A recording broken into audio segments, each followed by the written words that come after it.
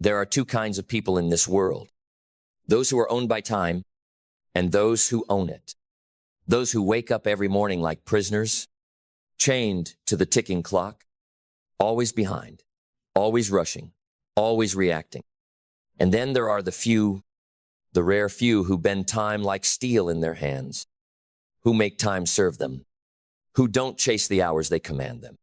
And here's the raw truth: you are either mastering time or being manipulated by it. Time is not just slipping by. It's being spent. And whether you know it or not, you are trading your life for something every single second. Some trade it for distractions, some for comfort, some for validation. But the ones who rise, the ones who build, they trade time for transformation. They understand this: time is the most ruthless currency in existence. You can lose money and make it back. You can lose status and reclaim it. But lose time, it's gone forever. Every day, the clock resets. 24 hours, 440 minutes, 86, 400 seconds. And each one is either wasted or invested. The difference between mediocrity and mastery is how you use that invisible fortune. Because time will not wait for your motivation. It doesn't care about your excuses. It doesn't pause when you're tired. It doesn't rewind when you're ready. It moves, whether you move or not. So the question is, are you building your life, or are you just passing time in it?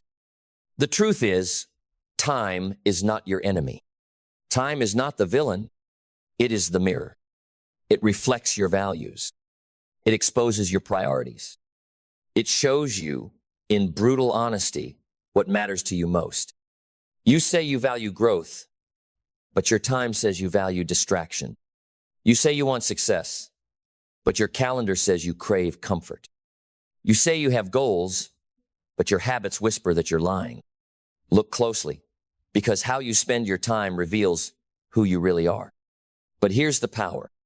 That mirror, it can be rewritten, not with wishes, not with affirmations, with command. Command over your focus, command over your schedule, command over your boundaries. This is how you take back your life. Because once you understand how to control time, you don't just get more done. You become more clear, more intentional, more dangerous. The world runs on average. You must run on alignment. Average people fill their time with activity. Extraordinary people fill it with impact. 1 hour of focused, intentional action will destroy 10 hours of scattered effort. 1 minute of clarity will eclipse a day of confusion. One decision to own your time will change the trajectory of your life. Then let's go deeper, because this is not about time management. This is about life mastery. This is about becoming the kind of person who walks through every hour like it belongs to them. Because it does. Time does not belong to the clock. It belongs to the committed. Let's make something clear right now. You do not have a time problem. You have a priority problem. Because the truth is, you are already doing exactly what matters most to you. You say you have no time to build your dream, but you find time to scroll. You say you're too busy to get healthy, but you binge another series. You say you want discipline, but your routine is still run by your mood. So no, you don't need more time. You need more truth. You need to stop lying to yourself about what you value and start living like your time is sacred. Because when you believe your time is sacred, you stop letting other people waste it. You stop letting old versions of you steal it. You stop letting fear schedule your future. And in that moment, time bends. It doesn't get longer. You get stronger. You get sharper. You get so aligned with your mission that every second has a soul. This is how high performers move.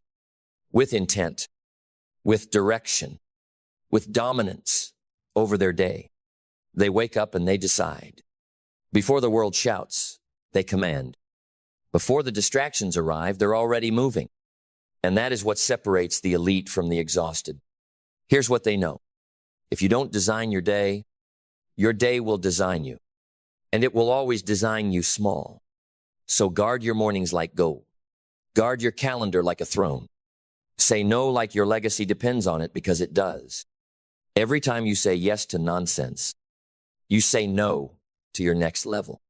Stop trying to fit your purpose into a busy life. Build a life that serves your purpose. Start treating time like your highest currency, because it is. Want to get rich? Value time more than money. Want to feel peace? Buy back your hours from chaos. Want to lead? Master your rhythm, not in hustle and harmony.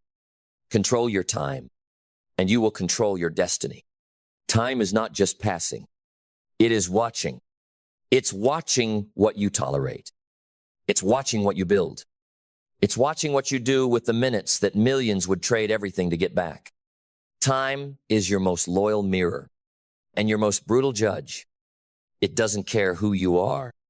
It doesn't care where you started. It doesn't care what happened yesterday. It only asks one thing every day without fail. What will you do with me today? And how you answer, that becomes your legacy. So stop letting time slip through your fingers like sand. Stop waiting for the perfect moment. Stop delaying your dream in the name of someday. Someday is a myth. Later is a lie. Eventually is where purpose goes to die. The most powerful moment of your life is not tomorrow. It's now. Now is the only time you can choose. The only time you can change. The only time that's real. Right now you can shift the trajectory. Right now you can reclaim your voice, your vision, your value. Right now you can become the one who no longer chases time, but commands it. Because time is not your master. Time is your mirror. And when you look into it with clarity, with fire, with conviction, you no longer just move through time. Time moves through you. You bend it. You mold it. You walk through it like a king through his kingdom. Not rushed, not reactive, but ready. So decide. Not later. Not when it's easy. Now, from this moment forward, you don't live by the clock. You live by calling. You don't chase time. You command it. And with that decision, you will never be the same again. Let it begin. You don't need to raise your voice. You don't need to flex your muscles. You don't need to prove anything to anyone. Because when your mind is strong, truly strong, the room feels it before you even speak. A strong mind doesn't chase attention.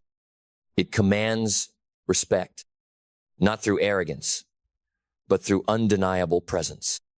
You see, most people build bodies. Some build brands. But very few ever build the one thing that changes everything. A mind so solid, so unshakable, so brutally clear, it terrifies mediocrity. Why? Because a strong mind doesn't need agreement. It doesn't crumble under pressure. It doesn't panic when the plan falls apart. It adapts. It recalibrates. It rises.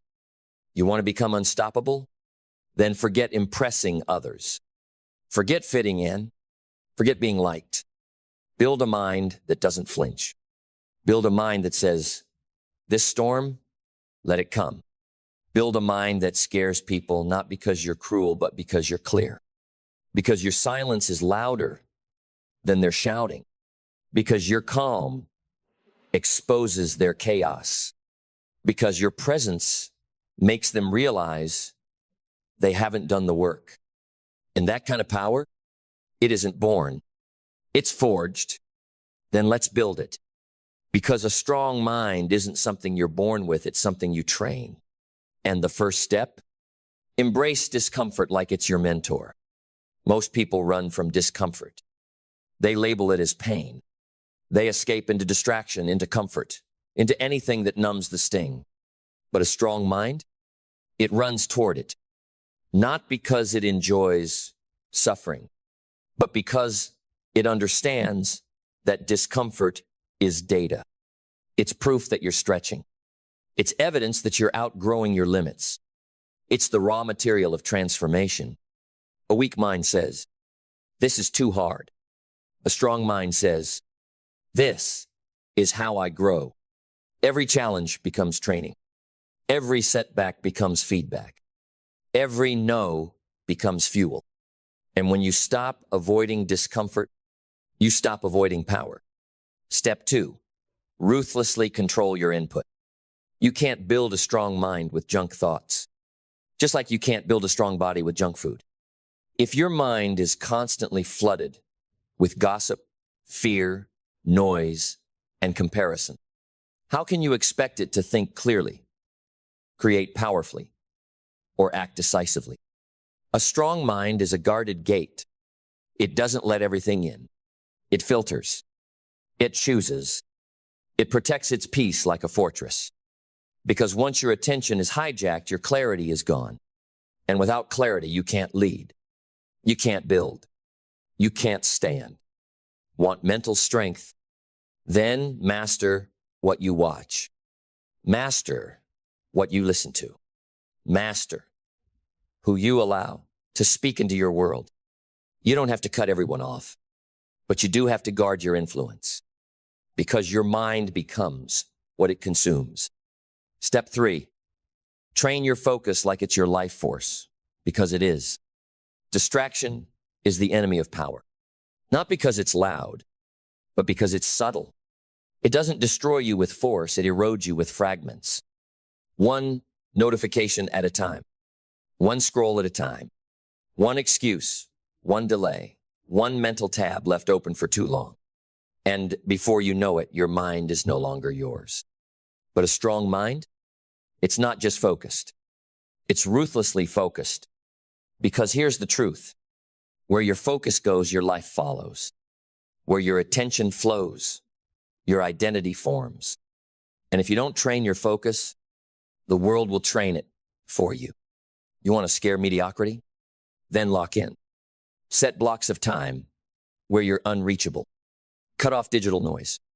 Silence the world so you can hear yourself think, so you can build the internal stamina to stay locked into a task long after the world would have quit.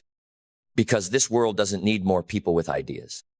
It needs people with the concentration to execute them. Focus isn't something you have. It's something you practice. And the more you practice, the less space you give to doubt, to drama, to distraction. And when that becomes who you are, people feel it. They don't understand it, but they respect it. They can't manipulate you. They can't shake you. They can't pull you into every crisis because you're anchored. Step 4, make your word law.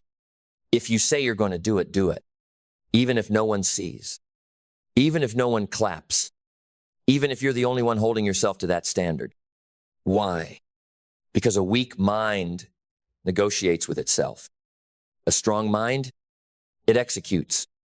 It doesn't wait to feel like it. It doesn't beg for motivation. It moves because it said it would. Discipline isn't punishment. It's self-respect. And when your word becomes law, you stop chasing confidence. You become it. You embody it. You no longer need to convince anyone of your strength because your consistency speaks louder than your voice ever could.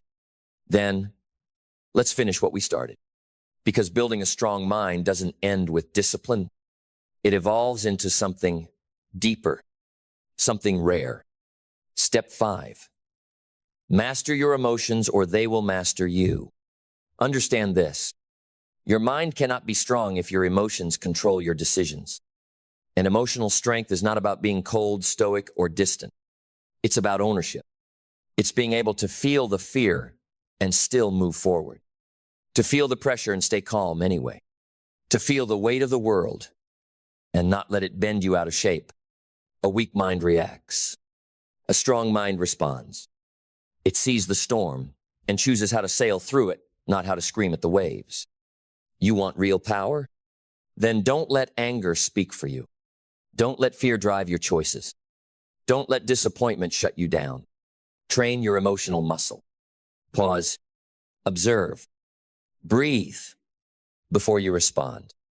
Own your internal world so deeply that no external event can steal your peace. Because when you master your emotions, you become unshakable. You become the eye of the hurricane. You become the stillness in a world addicted to reaction. And that calm terrifies people because it shows them what's possible when someone actually does the inner work. Step 6, choose solitude over noise. Most people can't sit alone in silence. They need constant stimulation, a screen, a voice, a distraction.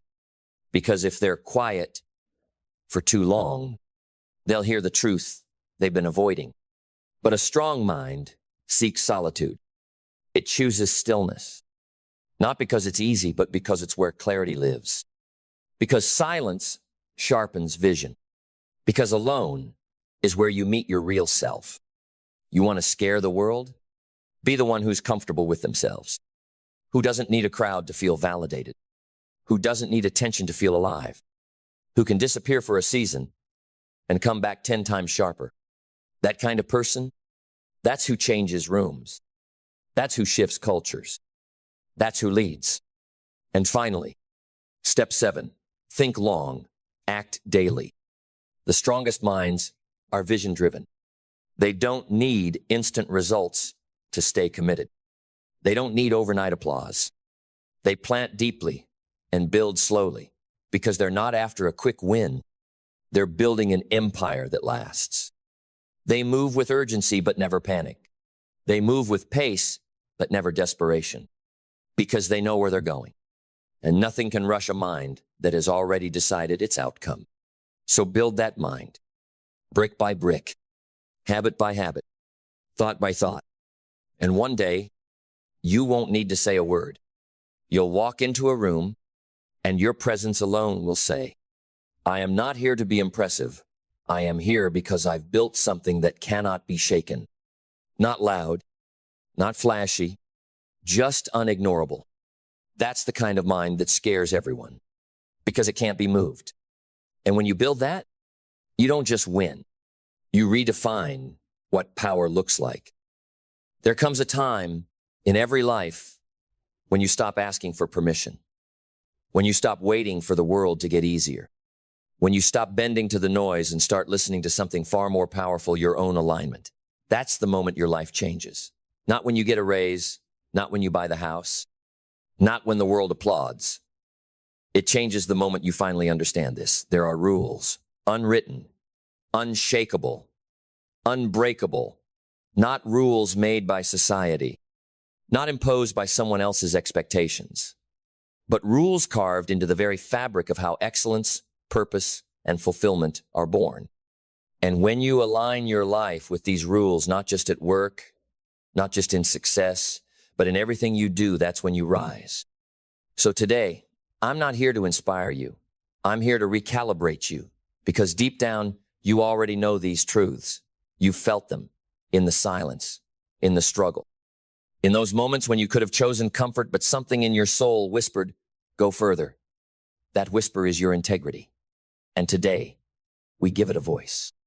1, be the kind of person people can count on, even when it's inconvenient, especially then, because the world is full of people who show up when it's easy. You will be remembered for how you act when it's not. Show up when no one claps. Serve when no one thanks you. Keep your word not because someone's watching, but because you are. Reputation is what they say about you. But character is what you say to yourself when no one's looking. Be undeniable in your integrity, unshakable in your discipline, relentless in your follow-through, because trust is the currency that builds empires, and it's earned brick by brick through every quiet decision. 2, never outsource your standards. Your standard is your signal to the world.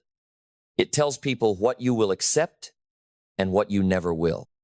And if you let the world lower that for you, even once you teach them how to treat you, you teach your job, your relationships, your friends, even your own mind, that mediocrity is okay, but it's not. You weren't built to tolerate average. You were built to lift the bar for yourself and for others. 3. What you tolerate becomes your truth. Tolerate gossip, you become noise. Tolerate chaos, you lose your clarity. Tolerate excuses, and they will multiply. Because every time you allow less than your values, you make a silent agreement to stay small. So choose wisely. Not out of fear, but out of alignment. You don't need to be loud to be powerful. You just need to be clear, crystal clear. 4. Honor the work even when it's unseen. There is no such thing as behind the scenes because every detail is building who you are becoming. Sweep the floor like it's a stage. Send the email like it's a signature. Train like someone's life depends on it because one day it might.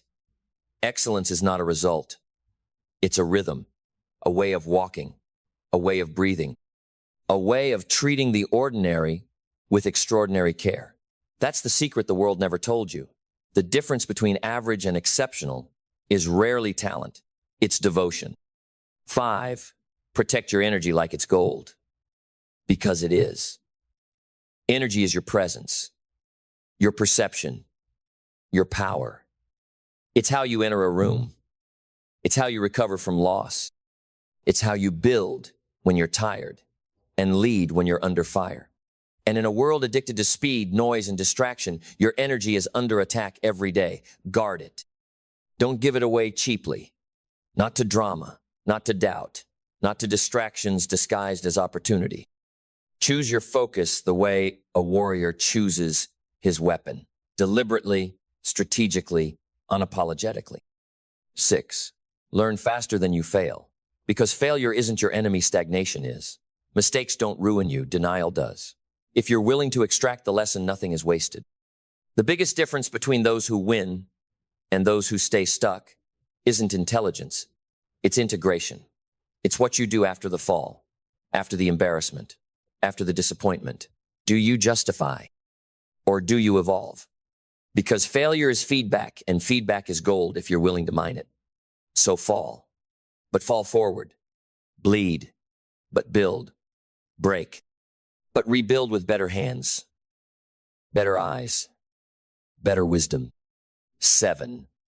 Make peace with repetition. Because mastery is boring before it's brilliant. Most people quit because they confuse boredom with misalignment. But repetition is not failure, it is refinement. The greats don't look for new all the time. They look to go deeper. They repeat the fundamentals. They return to what matters. They swing the hammer again and again until every strike becomes poetry. Until what was once effort becomes instinct. Until excellence becomes identity. 8. Keep promises to yourself like your life depends on it, because it does. Every time you say, I'll do it, and you don't, you teach your mind to distrust your word. And when you stop trusting your word, you stop trusting your power. You don't need more motivation. You need more follow-through. Start small if you must, but start and don't stop. Because your confidence is not built in hype.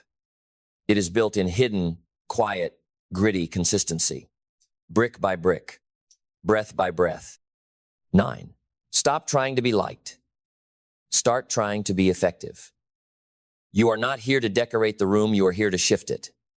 You are not here to be popular. You are here to be aligned. Let people misunderstand you. Let them label you. Let them judge your pace. Just don't let them write your story. Speak truth anyway. Act with intention anyway. Build what matters anyway. Because a life built on authenticity will outlast every trend, every critic, every crowd that ever walked away. 10. Never forget who you're becoming. Because in the daily grind, it's easy to get lost in the doing and forget the becoming. But the real work is not what you produce. It's what you embody. It's not just what you accomplish, it's who you become in the process.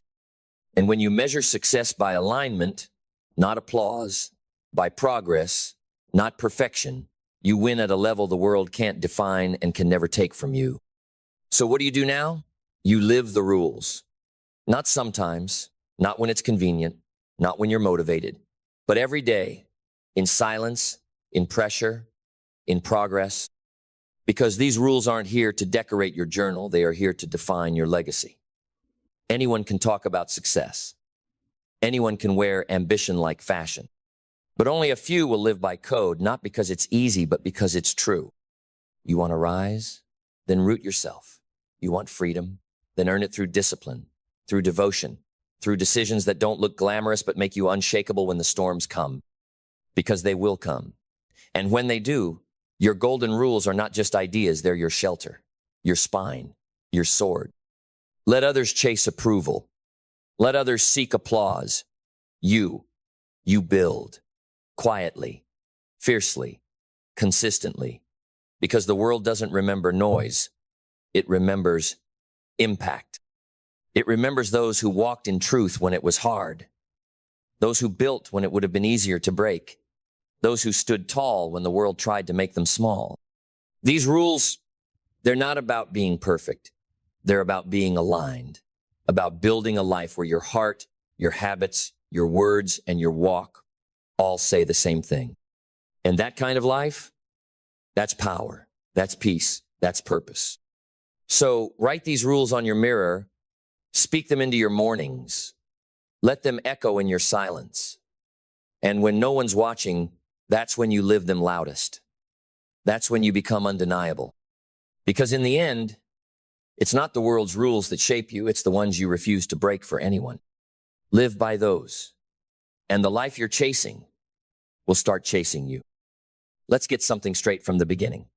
You don't rise to the level of your goals, you fall to the level of your systems. You don't break through by wanting more. You break through by becoming more. Because goals by themselves mean nothing. Everybody has them. Everybody writes them down. Everybody dreams in bold fonts and clean vision boards. But only a few cross the line. Only a few turn those dreams into outcomes. Why? Because most people set goals with their mind, but never rewire their identity. They want new results, but they keep the same habits. They want big wins, but still run from small disciplines. They want change, but don't change themselves. And here's the truth. No one wants to say, your life doesn't rise by motivation. It rises by transformation.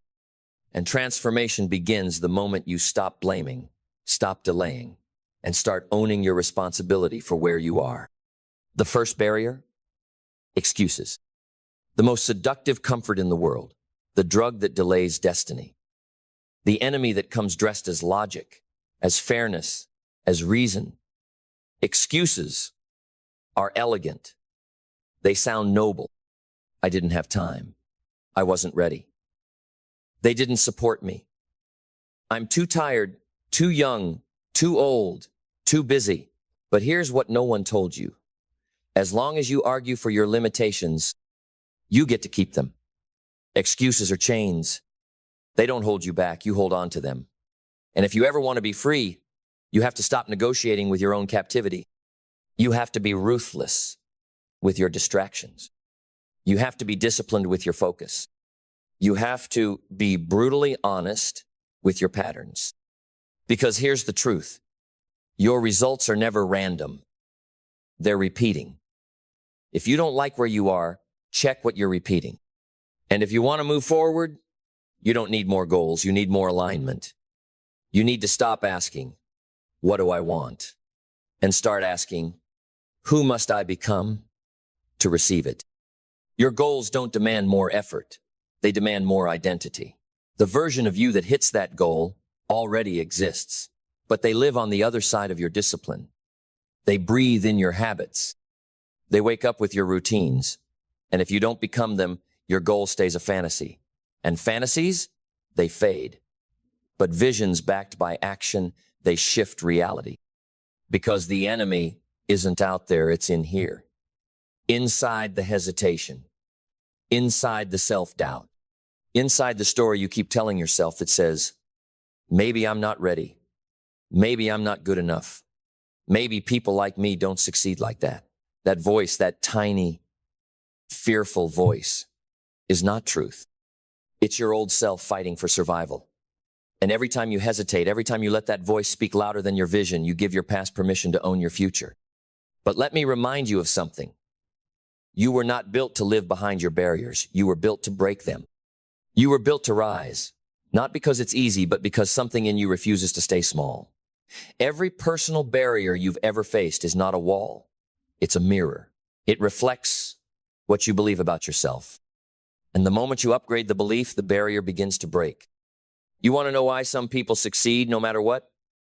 It's not talent. It's not luck. It's not connections. It's certainty, not arrogance, not ego, but an unshakable belief that says, this is mine, and I'm going to get it no matter how long it takes, no matter how hard it gets. That certainty is forged in pain. It's built in solitude. It's carved in late nights, early mornings, and silent work when no one is watching. You overcome barriers by becoming unavailable to your old excuses. You overcome them by outlasting the discomfort. You overcome them by training your emotions to submit to your mission. Because emotions lie. Comfort lies. Fear lies. But commitment tells the truth. And here's that truth. If you're willing to pay the price, you can have the life. But you cannot negotiate with the cost. You can't pay halfway and expect full transformation. You can't say, I'll do what it takes, and then shrink when what it takes gets uncomfortable. You must be all in. All in on the vision, all in on the grind, all in on the identity that says, I am no longer available for mediocrity. That's the shift. Not doing more. Becoming different. When your standard changes, your outcome changes. When your self-talk changes, your habits change. When your internal thermostat rises, your reality catches up. Because once your mind catches fire, your life cannot stay the same. You see, most people think achieving goals is about willpower. They try to push through, but willpower fades. It's like a battery, it dies the more you use it. You don't need willpower. You need structure. You need systems that don't rely on feeling motivated. They rely on who you are becoming. Because when your systems are built on your standards, success becomes your default, not your wish. So let's talk systems.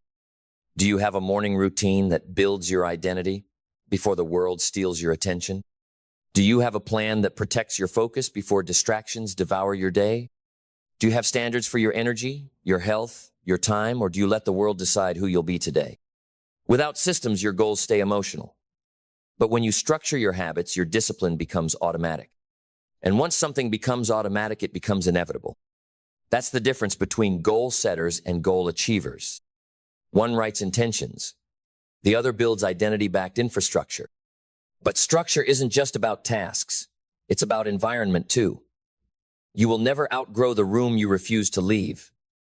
You will never evolve if you stay surrounded by people who normalize your limitations.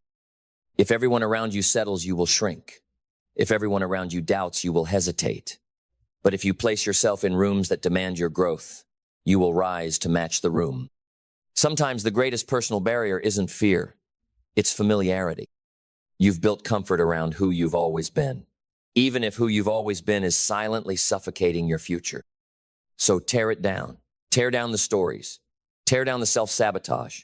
Tear down the calendar full of things that don't move you forward. Replace it with alignment, with precision, with people and places and habits that match the level of life you say you want. You don't become elite by hoping.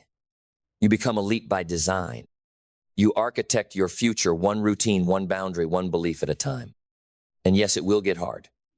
Resistance will rise. You'll want to quit. You'll feel like you're failing. But hear me, that's not failure. That's friction. And friction is feedback. It means you're moving. It means the old you is dying and the new you is being born. Don't run from it. Lean in. You don't become unbreakable by avoiding resistance. You become unbreakable by being tempered through it. And on the other side of that process is a version of you that doesn't just achieve goals, they shatter ceilings. Then let's bring it home, not with hype, but with truth. Not with noise, but with fire. Here's the truth. You don't need more goals. You need more conviction. You don't need another how-to. You need a why so deep it makes quitting feel like betrayal. You don't need more strategies. You need a spiritual refusal to live one more day beneath your potential. Because once your why becomes non-negotiable, your how figures itself out. Once you decide that this version of you is no longer acceptable, the world begins to respond. Doors open, strength rises, people show up, but none of it moves until you do. So stand up right now and decide who you are. Decide what you're no longer tolerating. Decide what you're going to chase like your life depends on it, because in a very real way it does. You are not waiting on clarity. You are not waiting on motivation. You are not waiting on timing. You are waiting on permission, and that permission must come from within. Today is not just another day. It's the day you choose to own your life, to own your time, to own your standards, to own your voice, to own your vision, to own your outcome. And when you do, when you finally stop negotiating with mediocrity and start executing on your future, something powerful happens. You stop being controlled by circumstances and you start becoming a creator of momentum. You stop avoiding fear and start inviting greatness. You stop doubting your dreams and start living inside them, because you're no longer the person who talks about goals. You're the person who builds them.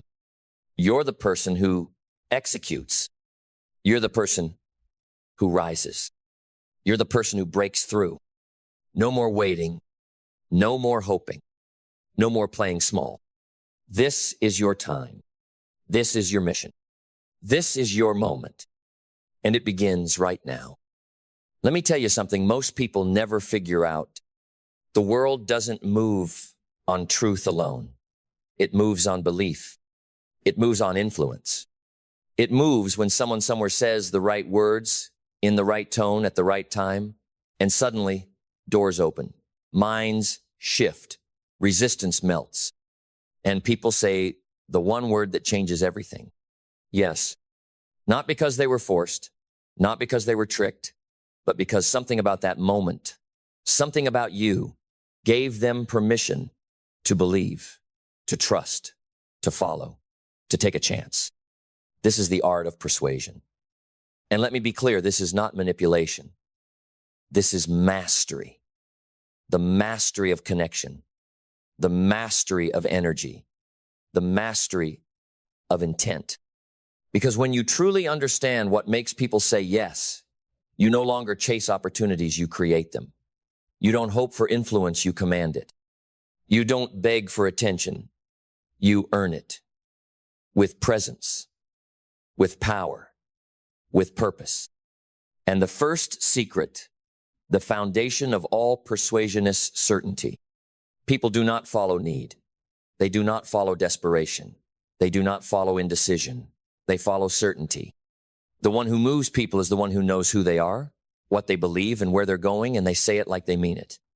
If your voice trembles, the room will doubt. If your conviction is weak, the world will hesitate. But when your soul speaks with alignment, with conviction, with clarity, you don't just communicate, you transmit. Certainty is magnetic.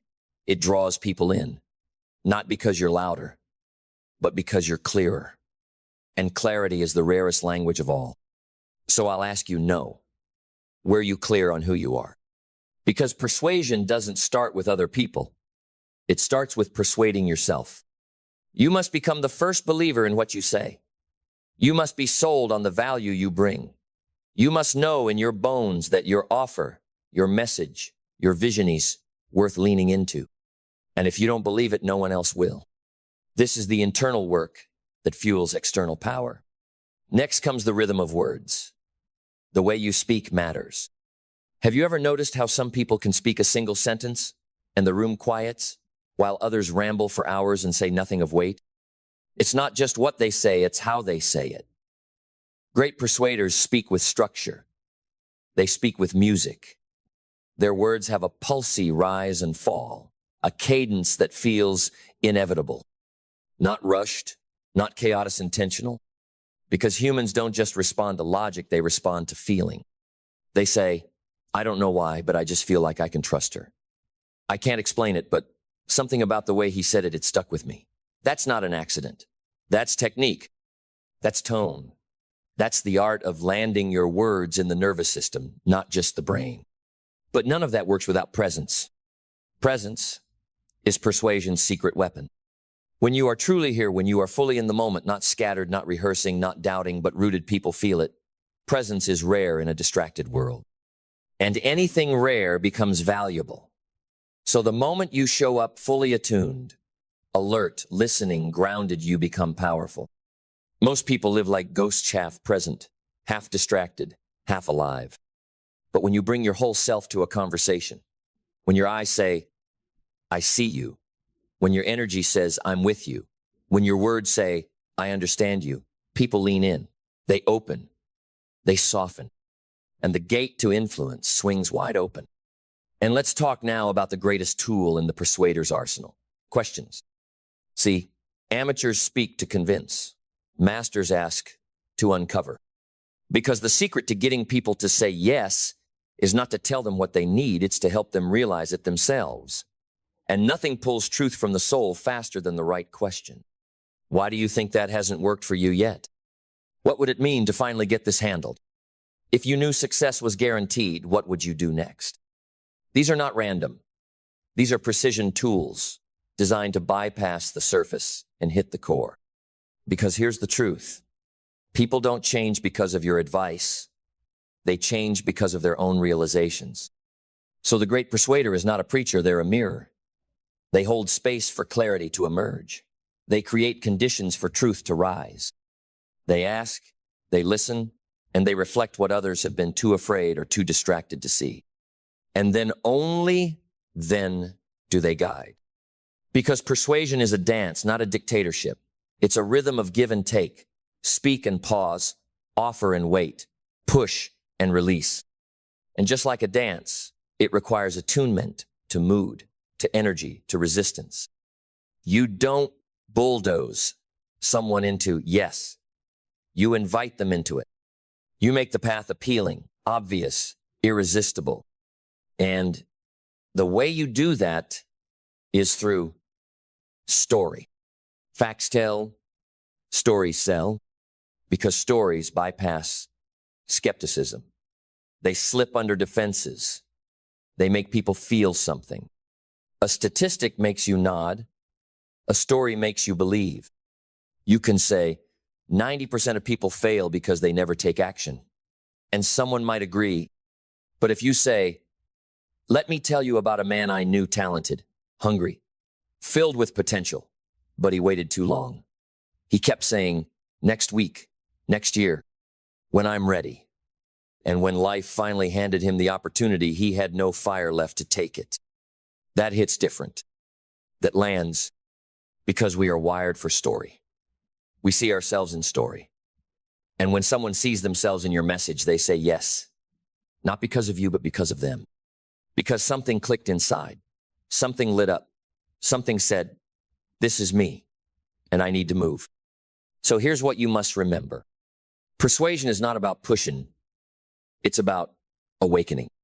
It's not about conquest. It's about connection. It's not about getting your way. It's about showing someone their way more clearly, more powerfully, more vividly than they've ever seen it before. This is not about trickery. This is about transformation. And you can only lead others there if you've walked it yourself. So become persuasive not by learning tactics, but by becoming magnetic. By being so aligned with your message, so congruent with your energy, so present with your words, so generous with your intent, that people don't just hear you, they trust you. Because the most persuasive person in the room is not the one with the loudest voice. It's the one with the clearest spirit. And when your spirit speaks, the world says yes. There is another truth no one talks about enough. Persuasion, real persuasion, begins before a single word leaves your mouth. It begins with how you see the world, because your view of people determines your approach to people. If you see people as obstacles, you'll try to overpower them. If you see people as wallets, you'll try to sell them. But if you see people as mirrors, reflections of the same hunger, fear, longing, and hope that lives in you, then you don't try to conquer them, you connect. And when people feel that you see them not just as a means to an end, but as human, worthy, important, they listen. Not because you demanded attention, but because you earned resonance. You touched something ancient inside them. You reminded them that beneath the noise, the roles, the masks, we are the same. That's the paradox of persuasion. You become more powerful the moment you stop trying to win people and start trying to understand them. That's when everything shifts, because now you're not speaking at them. You're speaking from within them. And here's where clarity comes in. You cannot persuade if you are not clear. If your mind is foggy, your message will fumble. If your intention is scattered, your influence will fall flat. The world is full of noisome millions of voices shouting at once. So when you speak, you better make it count.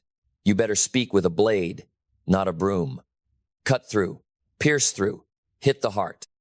That means before you open your mouth, you must ask yourself, what do I really want them to feel?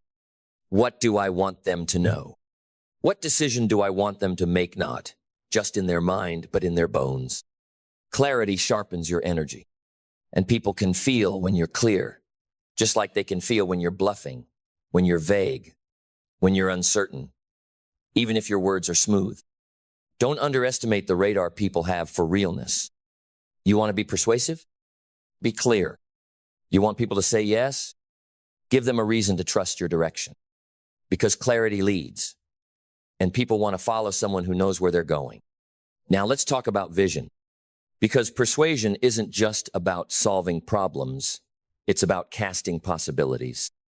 The greatest persuaders don't just convince you to leave where you are. They paint a picture of where you could be. They hold a mirror to your potential, not just your pain. They don't say, you're broken, let me fix you. They say, you're powerful, and I'm here to wake it up. That's vision. Vision makes people rise. Vision makes people move. Because people aren't hungry for more products, more noise, more empty promises. They're hungry for meaning, for purpose, for a story worth stepping into. And if you can describe the future better than they can imagine it, they'll follow you straight into it. But here's the catch. You cannot give a vision you haven't seen yourself. You must have tasted it, touched it, believed it. You must speak of the mountaintop because you've climbed either, because you're climbing it now. If your vision is borrowed, recycled, half believed, no one will follow you, because we can't lead people into places we're not willing to go.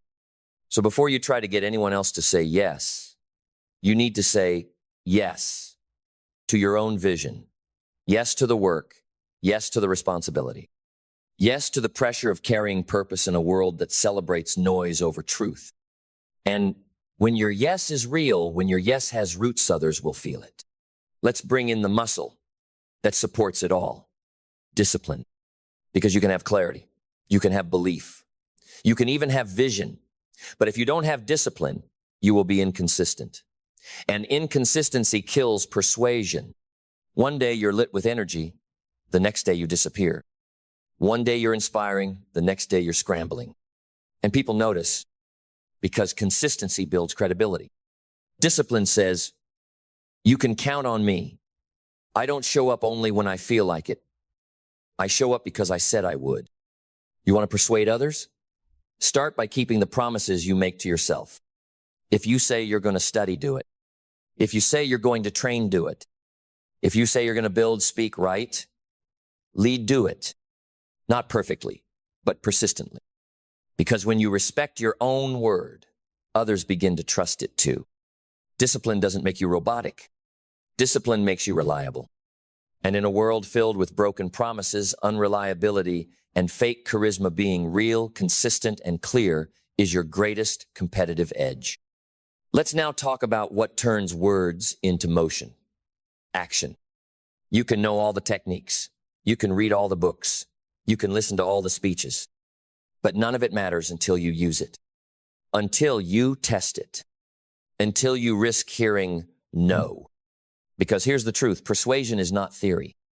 It's practice. It's sweat. It's rhythm. It's rejection. It's recalibration. And every great persuader you admire today, they weren't born with the ability.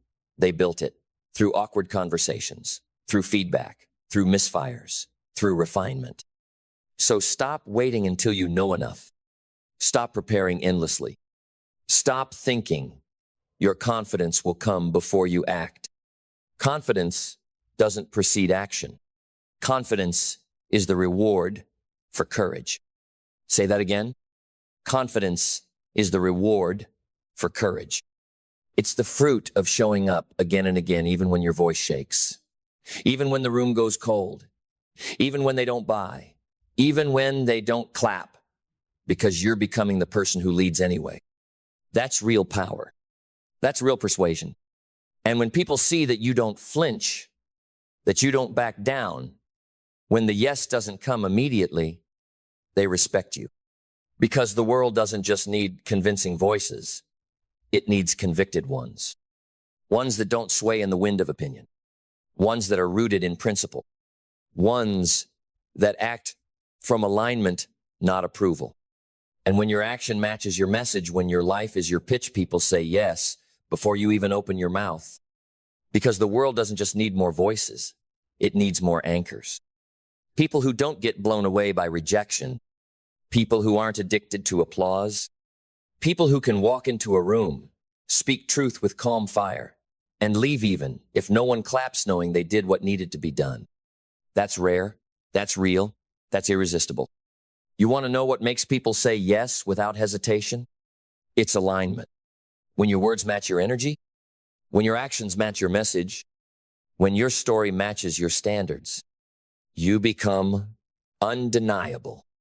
You become someone others want to follow, not because you told them to, but because they feel safer in your direction than in their own hesitation. And here's another truth. People don't just say yes to you. They say yes to who they become in your presence. They say yes to the version of themselves you reflect back to them. So, if you want to be more persuasive, stop obsessing over your pitch and start elevating your presence. Because presence creates permission. When someone feels seen by you, when someone feels understood by you, when someone feels lifted by the way you hold space for their highest self, they say yes because they want more of that. They want more of themselves, the way you showed them they could be. That's not sales. That's service. That's not closing. That's calling. Because great persuasion isn't about pushing people across the finish line. It's about drawing out the hero that's been waiting to rise. So now we arrive at one of the most overlooked, yet most potent pieces of persuasion. Gratitude. Yes, gratitude. Why? Because gratitude is grounding. Gratitude keeps your influence from turning into arrogance. It keeps your power pure. When you're grateful not just for outcomes, but for the opportunity to speak, to serve, to lead you, stop sounding like a manipulator and start sounding like a missionary. And people can feel that difference. Gratitude brings humility. Humility brings trust. And trust opens doors that strategy alone never could. When you enter a conversation with a heart full of appreciation, not entitlement, you don't try to extract value from others. You add value. You elevate. You uplift. You give without keeping score. And in doing so, people lean closer. They listen longer. And more often than not, they say yes. Not just to your offer, but to your energy. Let's move forward to something that separates the amateurs from the artists. Adaptability. Because you can be the most skilled speaker in the world, but if you can't read the room, you'll lose the room. If you can't sense when to lean in and when to pull back, if you can't pivot when someone's guard goes up, if you deliver a scripted monologue while ignoring the signals right in front of you, you become predictable. And persuasion dies in predictability. The greatest persuaders are not locked into scripts. They're synchronized with the moment. They listen. They feel. They observe. They respond. They adjust their tone, their pace, their volume, their story, not to manipulate, but to meet people where they are. Because if you meet people where they are, you can take them where they've never been. But if you preach from a distance, you'll never move them an inch. So ask yourself, are you trying to be impressive or impactful? Because adaptability is not weakness, it's wisdom. You're not changing your truth. You're changing your delivery so that the truth actually lands. This is where resilience enters. Because, let's be honest, there will be people who don't say yes. There will be doors that don't open. There will be audiences that stare blankly, clients who ghost you, critics who mock you, and even friends who doubt you. And in those moments, your ego will want to shut down, to pull back, to protect itself from rejection. But your mission has to be stronger than your pride. Because if one no can make you question your message, you were never carrying a message. You were carrying a need for approval. But if you can keep speaking truth even when it echoes, if you can keep showing up even when your voice trembles, if you can hold your ground not with aggression but with peaceful certainty, you become unshakable. And that is when people start to trust you. Because they're not just watching what you say, they're watching what you do when it's hard. Resilience is persuasive. Because when others fold and you stay, when others fade and you remain, when others doubt and you still deliver, people can't ignore you anymore because you've become something very few ever become. Reliable. Reliable people are rare, and what is rare becomes valuable.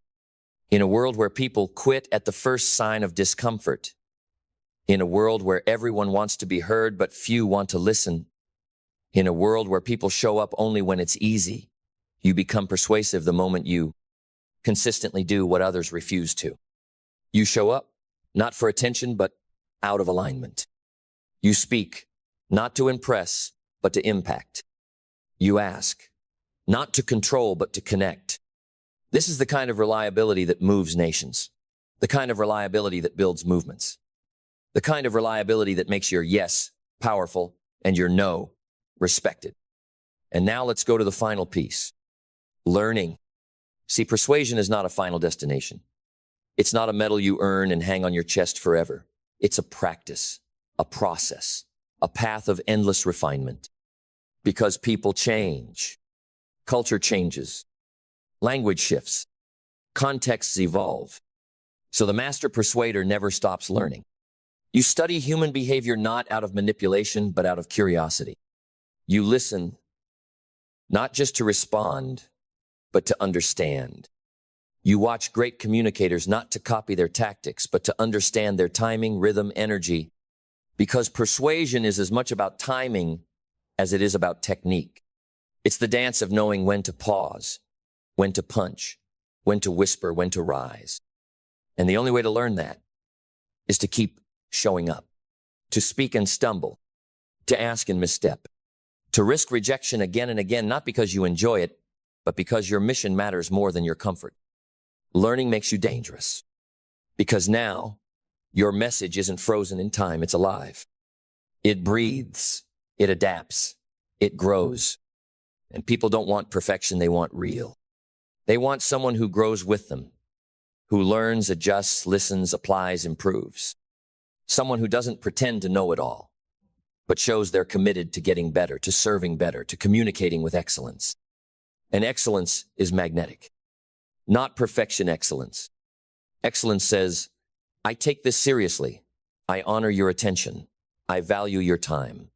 So I bring my best every time. That's what changes lives.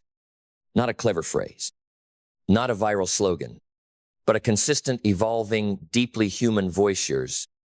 A voice that has wrestled with doubt and chosen courage. A voice that has met rejection and chosen resilience. A voice that has failed and learned and stood back up not as a victim, not as a salesman, but as a leader. And so I leave you with this.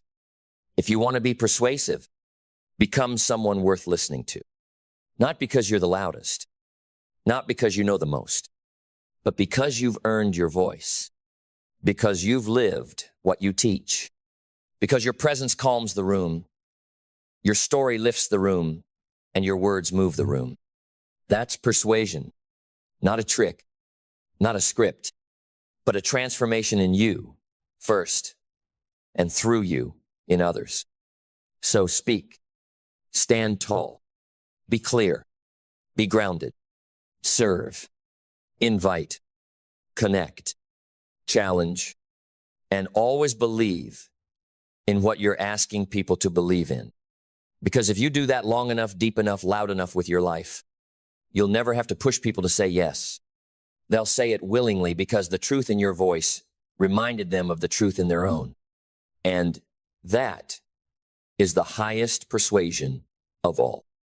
Imagine this. You walk into a room and you don't need to speak loudly. No gimmicks, no proving. You simply stand there steady as a mountain. Your eyes don't seek approval, they offer trust. Your voice doesn't scream to be heard, it lands straight into people's hearts. Your presence silences the room. Not because you are intimidating, but because you are so clear, so grounded, so real, you cannot be ignored. And when you speak, people listen, not just with their ears, but with their entire being.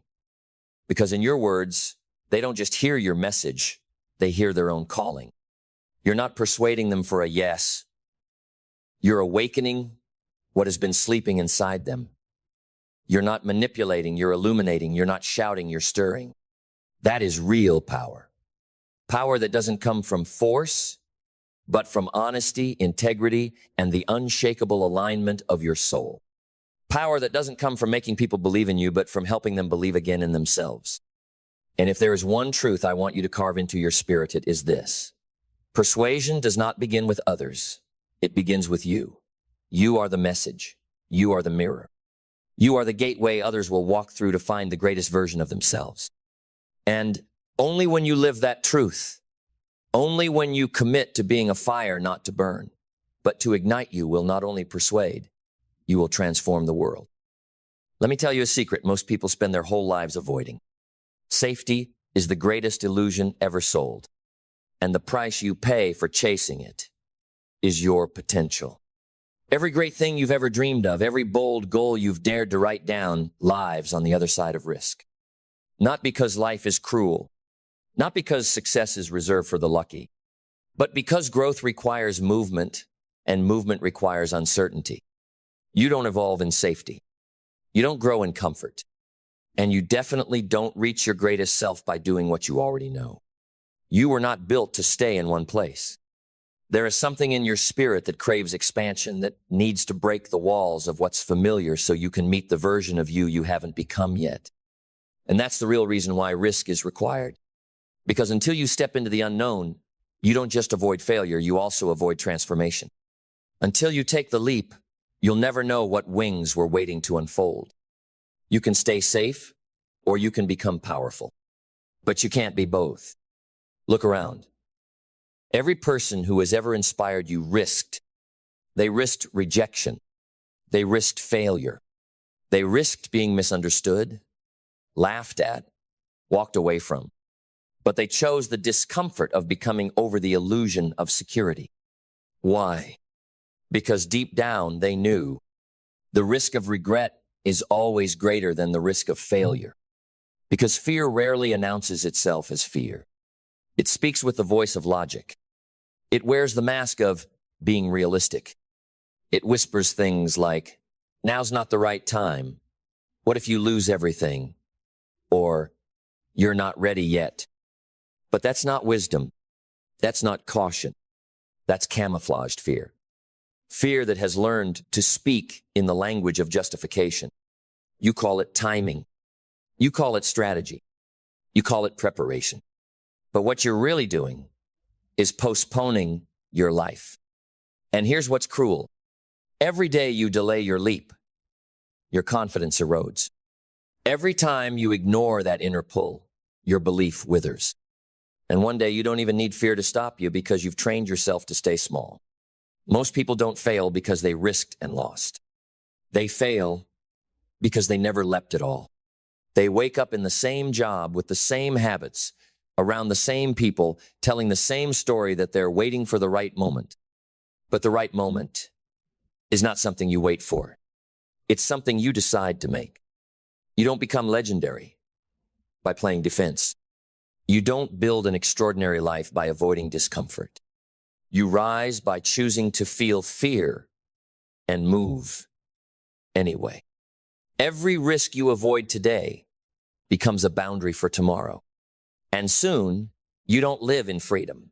You live in a fenced version of your potential. You pace around your own limits and call it being responsible. But it's not responsibility. It's resignation. It's surrender. Dressed up in excuses. You want power? Then you have to be willing to risk comfort. You want growth? Then you have to be willing to risk familiarity. You want greatness? Then you have to be willing to risk being seen, being stretched, and maybe even failing but rising anyway. Because the truth is this: risk doesn't just shape outcomes. It reveals who you are. It pulls the curtain back. It strips away comfort and exposes your character. When the guarantee is gone, who do you become? Do you retreat or do you rise? You see, uncertainty is not your enemy, it's your training ground. It's where strength is formed. It's where resilience is forged, not by what you avoid, but by what you walk through. You don't become strong by reading about risk. You become strong by stepping into it again and again until the fear becomes familiar and the unknown becomes home. Because every time you risk, you reclaim power. Not because the outcome is guaranteed, but because you decided you were worth the attempt. You said, "I will not let comfort keep me caged." You said, "I'd rather be stretched than safe." You said, "I am not here to play small." And something changes in you when you live like that. You stop begging life to hand you certainty, and you start building the capacity to lead through uncertainty. That's when people notice. That's when your energy shifts. That's when doors open. Not because you knocked, but because your energy breaks walls. Because people don't follow the most talented. They follow the bravest. The ones who risk being wrong. The ones who speak when it's hard. The ones who move when it's messy. The ones who go first. And here's the truth that sets the courageous apart. You don't rise by being fearless. You rise by being faithful in spite of fear. Then listen closely, because this is where it all comes together. Risk is not recklessness. It's not carelessness. It's not blind ambition. Risk is reverence. It's saying to life, "I trust what's inside of me more than I fear what's in front of me." It's honoring your calling with movement. It's proving to yourself that your dreams are not decoration, they are destiny. And destiny doesn't respond to hesitation. It responds to boldness. There is no such thing as a meaningful life without risk. Because anything worth living for, love, purpose, freedom, greatness, it all demands something of you. It asks you to let go of who you were so you can become who you're meant to be. It asks you to lose certainty and find conviction. It asks you to surrender comfort and pick up courage. It asks you to walk forward even when the road is foggy, even when the voices say, "Play it safe," even when your knees shake and say, "I'm doing it anyway." Because you don't get to keep your old life and build a new one. You don't get to keep your comfort and claim your calling. You don't get to stay safe and rise. You have to choose. And here's the miracle. When you choose risk, you unlock revelation. You meet parts of yourself that only pressure can reveal. You discover strength you didn't know you had. You become magnetic not because you're fearless, but because you've been through fear and kept going. And soon you'll realize the risk wasn't risking it all. The real risk was never risking anything. The real danger was letting the dream die inside you because you were too afraid to trust the wings that were waiting to grow. So today, if you hear that voice calling you to stretch, to leap, to move, listen to it. That's not recklessness. That's not foolishness. That's life inviting you into greatness. And your job is to say yes.